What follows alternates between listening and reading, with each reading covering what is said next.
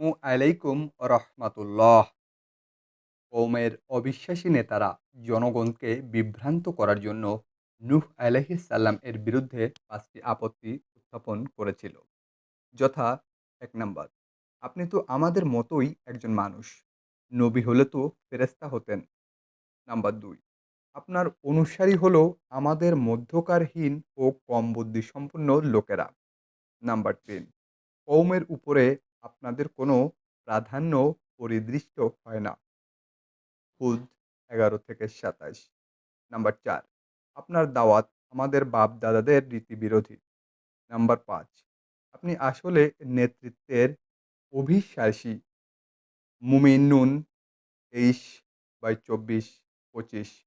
অতএব আপনাকে আমরা মিথ্যাবাদী মনে করি। হুদ ১১-২৭। জনগণকে খেপিয়ে তোলার জন্য নূহ এর দাওয়াতকে ক্ষমতালোভী রাজনৈতিক আন্দোলন বলে আখ্যায়িত করে কাফের নেতারা বলল, এই লোক তো আমাদের মতোই একজন মানুষ। আসলে সে আমাদের উপরে নেতৃত্ব করতে চায়। আল্লাহ ইচ্ছে করলে তো একজন ফেরেশতা পাঠাতে পারতেন।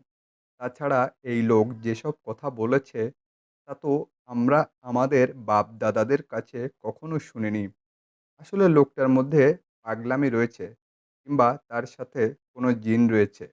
অতএব তোমরা এই ব্যক্তির দিকে ভ্রূক্ষেপ করো না এবং কিছুদিন অপেক্ষা করো। মুমিনু ২৩-২৪-২৫। এভাবে তারা তাকে সরাসরি পাগল বলে এবং প্রাণে মারার হুমকি দেয়। কাম্মার ৫৪-৯।